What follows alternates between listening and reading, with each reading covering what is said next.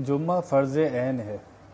क्या इबादत है? ये बहुत लाजमी इबादत है। ये हदीस शरीफ में आता है, जिसने 3 जुम्मे बराबर छोड़े उसने इस्लाम को पीठ के पीछे फेंक दिया, वो मुनाफिक है, अल्लाह से बेताल्लुक़ हो गया। वो 3 जुम्मे कोई छोड़ दे लगातार तो उसका क्या हुक्म है? दीन को उसने पीठ के पीछे फेंक दिया। अब उसका और अल्लाह का कोई ताल्लुक़ नहीं, अल्लाह उससे बेइलाका हो गया। अल्लाह ने छोड़ दिया उसको अपने हाल पे, जो 3 जुम्मे छोड़ दे।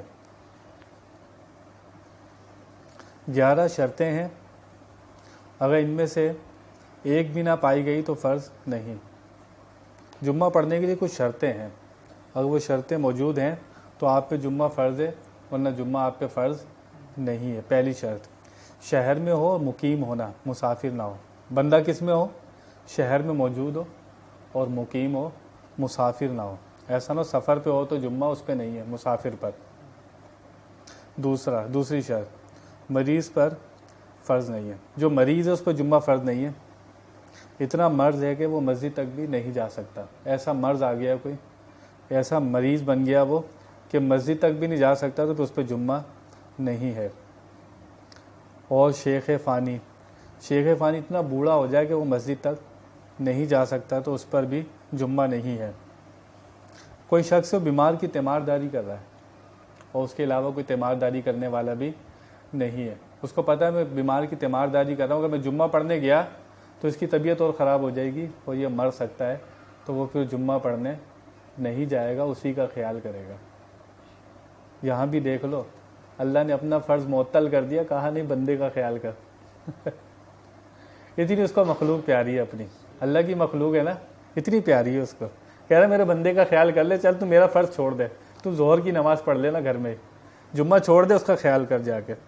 तीसरी शर्त, फरमाया आज़ाद होना। ग़ुलाम पर जुम्मा फ़र्ज़ नहीं है, लेकिन कोई कंपनी में मुलाजिम हो, उसका बॉस उसको जुम्मा पढ़ने के लिए रोक नहीं सकता। अगर वो उसका सेठ कहे कि नहीं तुम जुम्मा नहीं पढ़ोगे, तो ऐसा नहीं है, वो जाएगा जुम्मा पढ़ने।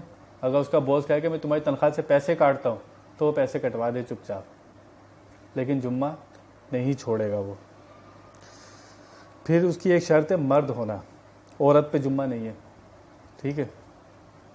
लेकिन वो अगर मस्जिद जाती है, कोई ऐसी मस्जिद बनी हुई जहाँ पर्दे का एहतमाम है, वो किस नीयत से जाती है? कुरान को सीखने के लिए, कुरान का इल्म सीखने के लिए, हदीस का इल्म सीखने के लिए, दरसो कुरान और नसीहत सुनने के लिए वो मस्जिद जाती है, और कोई पर्दे की जगह भी मौजूद है, तो जब वो वहाँ जुम्मा पढ़ेगी तो उसकी जुम्मा हो जाएगा, उसको ज़ोहर पढ़ने की ज़रूरत नहीं है। इसी तरह बालिग होना, नाबालिग पे भी जुम्मा नहीं है। आकिल होना, अकल भी रखता हो, पागल मजनू पर भी जुम्मा नहीं है। आँख वाला होना, ये भी लाजमी, अंधे पे भी जुम्मा नहीं है, लेकिन ऐसा अंधा हो जो इलाके में घूमता फिरता रहता हो, ख़ुद मस्जिद चले जाए वो, तो उस पर जुम्मा होगा। तो घूमता फिरता रहता है वो मस्जिद भी चले जाते, तो ऐसा अंधा देखे ना, अंधे चले जाते हैं, तो उसके ऊपर भी जुम्मा हो जाएगा। वो ऐसा लंगड़ा हो जो मस्जिद ना जा सकता हो, लेकिन ऐसा लंगड़ा हो कि जो जा सकता हो, तो उस पर जुम्मा है, किसी के सहारे से, स्टिक के सहारे से या किसी के सहारे से अगर वो चले जाता है तो उस पर भी जुम्मा है।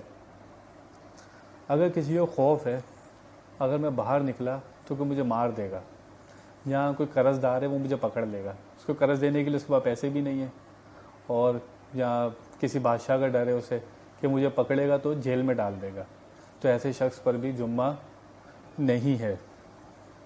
बहुत आंधी तूफ़ान आया हुआ ज़ोर शोर का, तो फिर वो रुक सकता है जुम्मा पढ़ने से। इतना है कि उसको डर है कि मैं जाऊंगा तो मेरी जान को भी ख़तरा हो सकता है, आंधी तूफ़ान इतना तेज़ है। अब जिस पर जुम्मा फ़र्ज़ है, वो शहर में जुम्मा अदा होने से पहले अपनी ज़ोहर की नमाज़ नहीं पढ़ सकता। कोई कहे कि मैं घर में ज़ोहर पढ़ लेता हूँ, वो इंतज़ार करेगा जुम्मा ख़त्म होने का। मरीज़, मुसाफिर और कैदी पर जुम्मा नहीं है। किस पे जुम्मा नहीं है? मरीज़ पर, मुसाफिर पर और कैदी पर। लेकिन अगर ये लोग जुम्मा पढ़ेंगे तो हो जाएगा इनका, इन लोगों को अगर जुम्मा पढ़ लिया तो हो जाएगा इनका। अब इनके ऊपर जुम्मा नहीं है, मरीज़ पर, मुसाफिर व कैदी पर। अब ये कहें यार मिल के ज़ोहर की नमाज़ कर लेते हैं, इनको पढ़ाना मकरूह तहरीमी है ज़ोहर की नमाज़, ये बाद जमात अदा नहीं कर सकते ज़ोहर की नमाज़। क्योंकि इनके ऊपर जुम्मा तो था नहीं, ज़ोहर की नमाज भी बाद जमात अदा नहीं कर सकते ये लोग, अपनी अपनी पढ़ेंगे। और जब इमाम खुतबा देता है ना, खुतबे के लिए खड़ा हो जाए, तो फिर मुक्तदी जो होते हैं पीछे, उनके लिए कलाम करना मना हो जाता है। जैसे नमाज के अंदर जो चीज़ें मना हो जाती हैं ना, इनके लिए भी मना हो जाती हैं। ये मुक्तदी आवाज़ नहीं निकाल सकता, ना कोई कलाम कर सकता है। यहाँ तक कि हुजूर सल्लल्लाहु अलैहि वसल्लम का नाम भी इमाम लेगा ना, तो ये दिल में दुरूद शरीफ पड़ेगा, इसके लिए हुक्म है ये। पहली अजान के होते ही क्या हुक्म है? कारोबार बंद, लेन देन बंद, तिजारत बंद, ये कुरान का हुक्म है। अब तुमने क्या करना है? नमाज की तैयारी और मस्जिद की तरफ जाना है। अब तुम कारोबार और लेन देन नहीं कर सकते। अगर उस टाइम पे किसी ने कारोबार लेन देन किया तो क्या है? नाजायज़ है। किसी ने ऐसा लेन देन किया कि उसकी नमाज के लिए कोई रुकावट ना बना। जैसे मैं और तुम जा रहे थे जुम्मे की नमाज के लिए, मैंने कहा सोमी मोबाइल बेच रहे हो?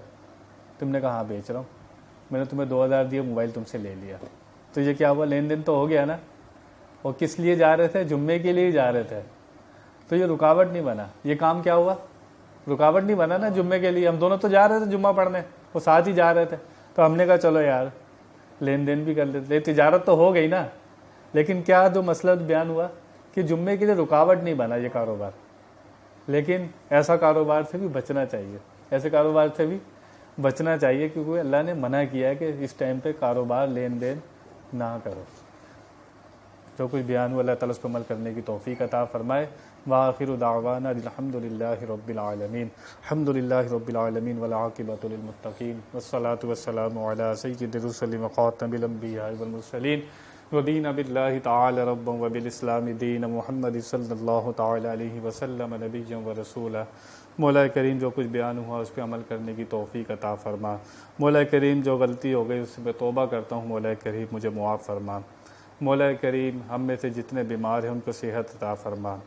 मौला करीम मिलादुन्नबी सल्लल्लाहु अलैहि वसल्लम का महीना, इसकी बरकत से मौला करीम मेरी और तमाम ईमान वालों की बख्शिश फरमा। जितने मौला करीम ईमान वाले चले गए मौला करीम सबकी बख्शिश फरमा। मौला करीम हमारे वालिदैन की बख्शिश फरमा। मौला करीम हमारे तमाम उस्तादों की बख्शिश फरमा। मौला करीम कायन साल सिद्दीक़, मौला करीम मेरे पीर साहब अब्दुल सत्तार साहब, मौला करीम कायन अब्दुल उवैसी साहब, मौला करीम और जितने लोग मौला करीम जिनसे मैं पढ़ा मौला करीम हिफ्ज़ किया, मौला करीम सबकी बख्शिश फरमा।